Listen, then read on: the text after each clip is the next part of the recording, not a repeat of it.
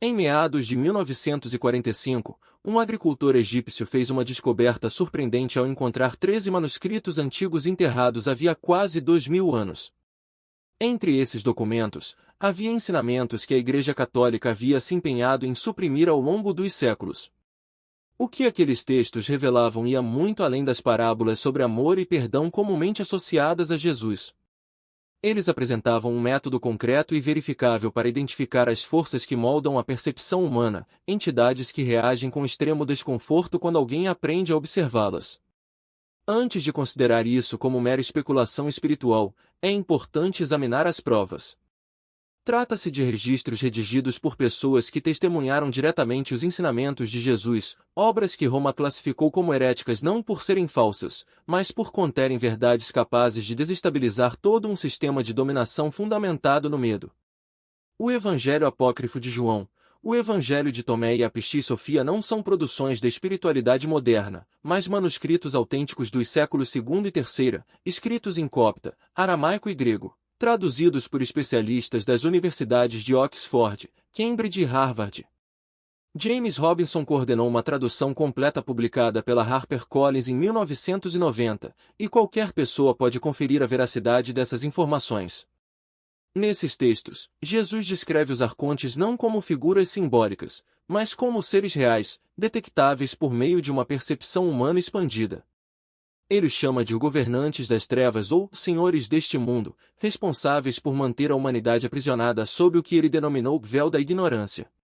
No Evangelho Apócrifo de João, capítulo 10, versículos 4 a 15, lê-se que essas entidades criaram o ser humano à sua própria imagem, não à imagem do verdadeiro Deus, e estabeleceram sobre ele regentes em forma de anjos para assegurar que permanecesse alheio à sua verdadeira essência. O ponto crucial é que Jesus não pediu que as pessoas simplesmente acreditassem nele. Ele ofereceu um caminho para que cada um verificasse por si mesmo, pois a gnose não se baseia em fé cega, mas em conhecimento direto, experiência pessoal e percepção sem intermediários. E é exatamente por isso que esses ensinamentos foram ocultados. Se alguém consegue enxergar os arcontes, não precisa de sacerdotes para mediar sua relação com o divino. Se é possível identificar a manipulação sem filtros, não há necessidade de instituições para definir o que é real. E quando a verdade é acessada sem depender de hierarquias, todo o sistema de controle baseado em autoridades entra em colapso. Nas próximas etapas, serão abordados 3 aspectos fundamentais. Primeiro, a natureza dos arcontes conforme descrita nos textos gnósticos originais. Segundo, o mecanismo preciso pelo qual eles atuam na percepção humana. E terceiro, a técnica específica ensinada por Jesus para observá-los de forma concreta, não como metáfora, mas como realidade tangível. A palavra arconte vem do grego archon, que significa governante, princípio ou autoridade. Nos textos gnósticos, essas entidades são apresentadas como seres não físicos criados pelo demiurgo, o falso deus deste mundo material. De acordo com a hipóstase dos arcontes, capítulo 86, versículos 20 a 27, eles habitam uma dimensão intermediária entre o espírito puro e a matéria densa. Não possuem corpos físicos permanentes, mas podem assumir formas temporárias na percepção humana. Sua função primordial é uma só: manter a humanidade desconectada de sua verdadeira origem e propósito. É importante esclarecer que os arcontes não são demônios no sentido tradicional do cristianismo. Eles não são intrinsecamente maus por uma questão moral, mas sim parasitas existenciais.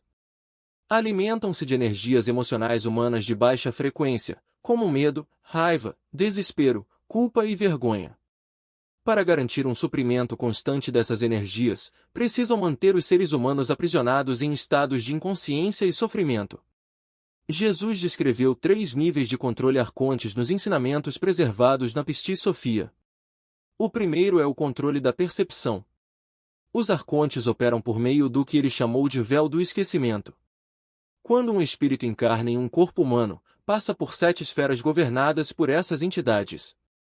Cada esfera impõe uma camada de amnésia. Ao nascer, o indivíduo esquece sua origem divina, seu propósito autêntico e sua natureza imortal, passando a vida inteira buscando externamente o que sempre esteve dentro de si. O segundo nível é o controle emocional. No Evangelho de Filipe, Jesus explica que os arcontes não conseguem dominar diretamente a vontade humana, mas podem induzir estados emocionais por meio de pensamentos implantados. Quem nunca experimentou um medo irracional repentino, uma onda de tristeza sem motivo aparente ou um padrão recorrente de autocrítica destrutiva? Nos textos gnósticos, isso é descrito como sussurros arcontes, pensamentos que não surgem da consciência verdadeira, mas são injetados de fora. A maioria das pessoas vive sem perceber que grande parte dos pensamentos que passam por suas mentes não são seus. O terceiro nível é o controle sistêmico. O Evangelho da Verdade descreve como os arcontes estabelecem estruturas no mundo material para perpetuar a inconsciência. Sistemas religiosos baseados em culpa e medo, sistemas educacionais que reprimem o pensamento crítico, sistemas econômicos que mantêm as pessoas em um ciclo interminável de sobrevivência, sem tempo ou energia para questionar a realidade. Jesus chamou isso de reino do arconte principal, não um governo específico, mas uma matriz de controle que permeia todas as instituições humanas. Pode parecer que essas ideias pertencem apenas ao campo da mitologia antiga, mas a psicologia moderna confirmou cada uma dessas camadas sem jamais mencionar arcontes. Carl Jung identificou o que chamou de arquétipos sombrios do inconsciente coletivo, padrões autônomos de pensamento que atuam na psique humana, mas não se originam do indivíduo. Ele observou que esses arquétipos parecem possuir inteligência própria, agendas específicas e podem, temporariamente, tomar conta da consciência de uma pessoa. Eugene Gendrin, da Universidade de Chicago, desenvolveu na década de 1960 a técnica de focusing, que consiste em aprender a distinguir entre pensamentos que vêm do eu verdadeiro e pensamentos intrusivos externos. Ele descobriu que, quando as pessoas dominam essa habilidade, o processo de cura psicológica se acelera em até 6 vezes. Richard Knoll, historiador da psicologia, documentou em The Jung Cult que Jung evitava chamar essas entidades de reais para não ser rotulado como psicótico, mas em suas correspondências privadas admitia tratá-las como se fossem completamente independentes da psique humana. Os arcontes recebem nomes diferentes em cada cultura. Na tradição islâmica, são chamados de djinns, entre os povos indígenas norte-americanos, de Vetico, no budismo tibetano, de Hungry Ghosts. No entanto, a descrição funcional é sempre a mesma: entidades parasitas que se alimentam da energia emocional humana e mantêm o controle por meio da manipulação da percepção. Jesus não ensinou as pessoas a simplesmente acreditar na existência dos arcontes, mas a enxergá-los diretamente. No ano 325 d.C., o imperador Constantino convocou o Concílio de Niceia, onde 300 bispos se reuniram para decidir quais textos seriam considerados sagrados e quais seriam declarados heréticos. O que a maioria das pessoas desconhece é que, glândula pineal de sede da alma, e a identificou como o ponto de conexão entre o corpo físico e o espírito. Nos textos gnósticos, ela é descrita como o olho único que permite enxergar além da ilusão material.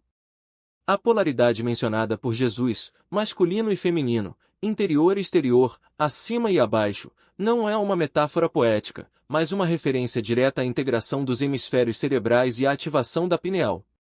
A glândula pineal, quando estimulada, produz DMT, dimetiltriptamina, um composto neuroquímico que induz estados de percepção expandida. Em tradições xamânicas, o DMT é chamado de molécula do espírito, pois permite experiências de contato com realidades não físicas. Jesus não estava falando em parábolas abstratas, ele estava ensinando uma técnica fisiológica. A unificação dos opostos, masculino e feminino, luz e sombra, consciente e inconsciente, é o processo de equilibrar os hemisférios cerebrais, permitindo que a pineal funcione como um órgão de percepção direta.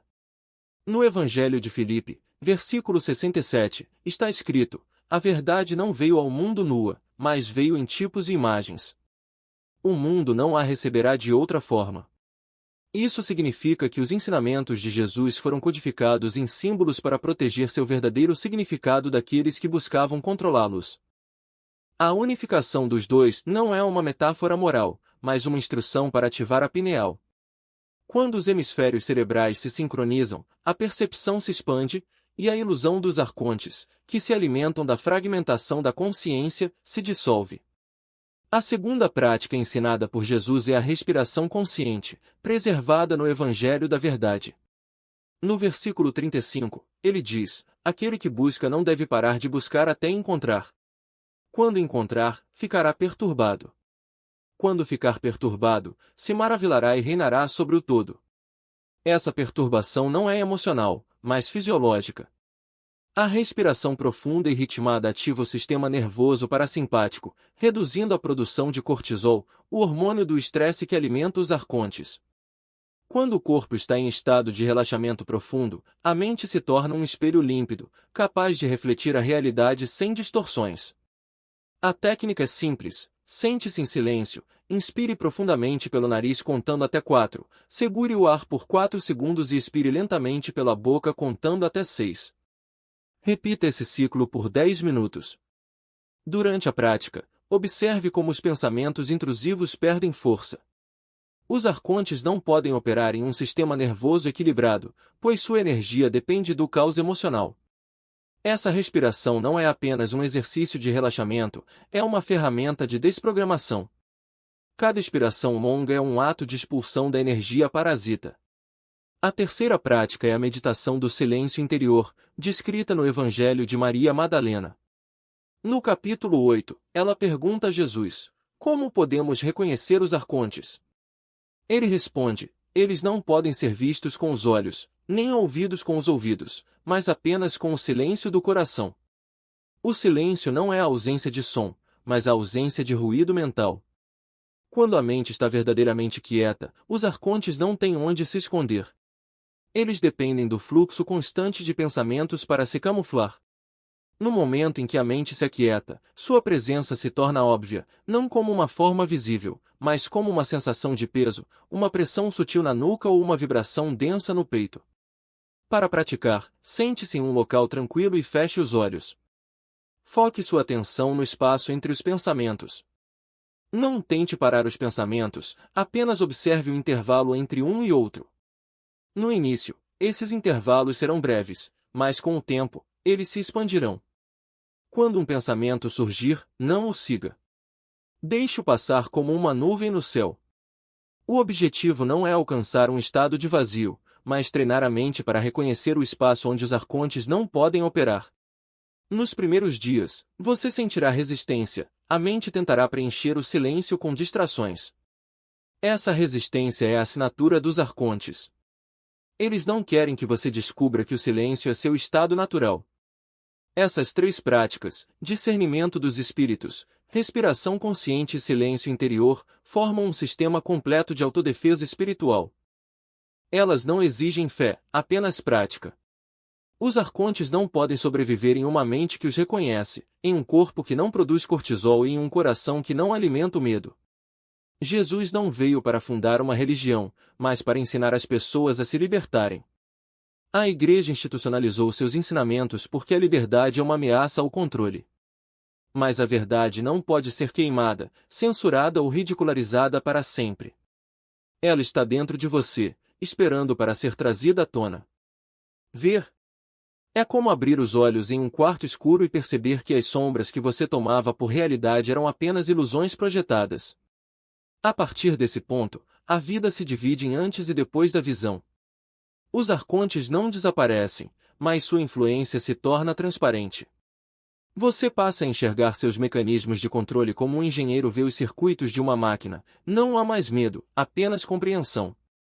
E essa compreensão traz uma liberdade que a maioria das pessoas nem sequer imagina existir. Não é uma liberdade externa, de circunstâncias ou privilégios, mas uma liberdade interna, da mente e da alma. Jesus não ensinou a rezar para um Deus distante, mas a despertar para a divindade dentro de si. A glândula pineal, esse órgão singular e central, não é apenas um receptor de luz, ela é um portal.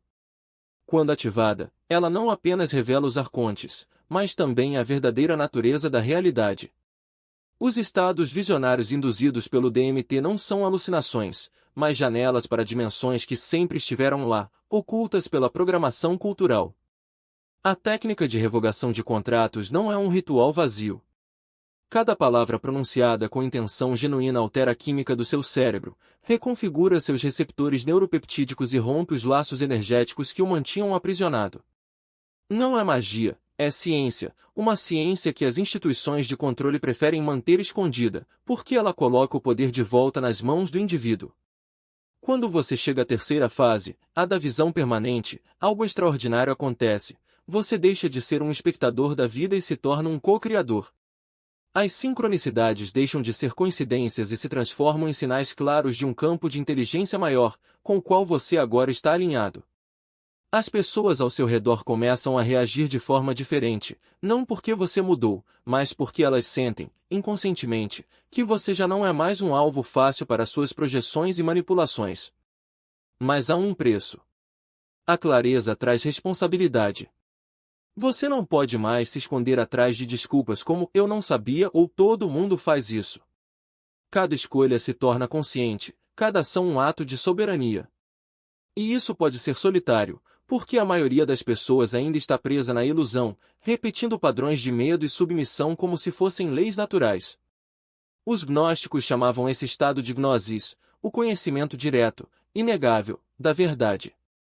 Não é uma crença, não é uma teoria, é uma experiência viva. E uma vez que você a alcança, não há volta. Você pode tentar ignorá-la, pode até fingir que não vê, mas a verdade estará sempre lá, pulsando dentro de você como uma segunda consciência. A pergunta que fica não é se você está pronto para ver, mas se está disposto a pagar o preço da liberdade. Porque a liberdade não é dada, ela é tomada. E os arcontes sabem disso. Por isso eles trabalham incansavelmente para manter as pessoas distraídas, divididas e com medo. Mas quando um único indivíduo desperta, ele se torna uma ameaça ao sistema inteiro. Não porque tenha poder externo, mas porque prova que o controle é uma ilusão. E essa é a maior ironia: os arcontes não são onipotentes. Eles dependem do seu consentimento. Quando você retira esse consentimento, eles perdem o acesso. Não há batalha épica, não há confronto dramático, apenas a simples, porém profunda, recusa em alimentar a máquina. Jesus sabia disso. Por isso seus ensinamentos foram distorcidos, institucionalizados e transformados em dogmas. Porque um povo livre não precisa de sacerdotes, de governantes ou de sistemas de controle. Um povo livre precisa apenas de si mesmo. E essa é a verdade que eles nunca vão te contar. É permanente, ao mesmo tempo, reversível. Não se trata de uma ilusão passageira, mas de um despertar que, uma vez iniciado, não pode ser desfeito, embora possa ser ignorado, se a escolha for voltar ao sono. Por isso Jesus disse no Evangelho de Tomé, versículo 108, "Quem beber da minha boca se tornará como eu, e eu me tornarei ele, e as coisas ocultas lhe serão reveladas." O que ele oferecia não era uma doutrina, mas um método. Um caminho para enxergar o que sempre esteve diante dos olhos, mas escondido sob camadas de distração e medo. O título deste vídeo prometeu explicar por que os arcontes entram em pânico quando você aprende a ver. A resposta é simples: o sistema de controle deles depende inteiramente da invisibilidade. Enquanto a presa não percebe o predador, ela permanece à mercê dele, indefinidamente. Mas quando a presa desenvolve a capacidade de detectá-lo, a dinâmica se inverte. Os arcontes não têm poder sobre uma consciência que os reconhece. Eles operam através do engano, e quando o engano é exposto, seu domínio se dissolve no mesmo instante. Foi por isso que a supressão dos ensinamentos gnósticos foi tão violenta. Não porque fossem falsos, mas porque funcionavam. Se aqueles conhecimentos se disseminassem amplamente, o sistema inteiro de controle, baseado em medo, hierarquia e autoridade externa, entraria em colapso. Uma pessoa sozinha vendo os arcontes não ameaça o sistema. Mesmo 10, 100 ou 1000 pessoas ainda podem ser gerenciadas. Mas quando se atinge uma massa crítica, quando milhões começam a perceber diretamente a manipulação, o jogo acaba. E é exatamente isso que está acontecendo agora. Os manuscritos de Nag Hammadi, antes trancados em cofres e bibliotecas restritas, estão disponíveis gratuitamente online. Traduções acadêmicas em domínio público circulam sem censura. Práticas gnósticas, antes transmitidas em segredo, são compartilhadas em plataformas descentralizadas, fora do alcance dos algoritmos de controle. A informação que levou 1700 anos para ser suprimida está sendo liberada em escala global, em questão de décadas. Então, aqui está o que você faz agora. Se assistiu até aqui, já tomou uma decisão. Você quer ver? Quer saber? Quer verificar por si mesmo se Jesus realmente ensinou uma técnica funcional de percepção expandida? A primeira ação é simples: salve este vídeo. Dê um like, faça o download, guarde cópias de segurança. Conteúdos como este tendem a desaparecer das plataformas mainstream. Garantir que a informação sobreviva é um ato de resistência. A segunda ação é começar a prática hoje, não amanhã. Hoje mesmo, reserve 10 minutos para observar seus pensamentos e categorizá-los por origem. Anote os resultados em um diário. Identifique padrões. Em 7 dias, você terá evidências suficientes para saber se isso é real. A terceira ação é compartilhar este vídeo com uma pessoa. Apenas uma. Alguém que você sabe que está buscando a verdade além das narrativas oficiais. Não force, não evangelize, apenas compartilhe. Se a pessoa responder, ela praticará. Se não, tudo bem. Soberania significa respeitar o livre-arbítrio dos outros. E a ação mais importante de todas, comente abaixo: eu vejo. Apenas essas duas palavras. Não é para mim, é para você. Uma declaração pública de intenção altera sua neurologia. Você se torna 300% mais propenso a seguir adiante quando se compromete publicamente. Os textos gnósticos terminam sempre com a mesma frase, repetida como um mantra: aquele que tem ouvidos, ouça. Aquele que tem olhos, veja. Agora, você tem as instruções. Agora, você tem as práticas. Agora, você tem a técnica exata que Jesus ensinou. A única questão que resta é: você vai usar? Nos próximos vídeos, detalharei práticas avançadas. Técnicas para desmantelar programações específicas, métodos para proteger seu campo energético de interferências arcônticas e uma análise profunda dos manuscritos ainda não traduzidos para o português. Inscreva-se e ative o sino para ser notificado, porque conteúdos como este não aparecem nas recomendações automáticas do algoritmo. Você precisa buscá-lo ativamente. Os arcontes controlam através da invisibilidade. Você se liberta através da visão. E a visão começa agora.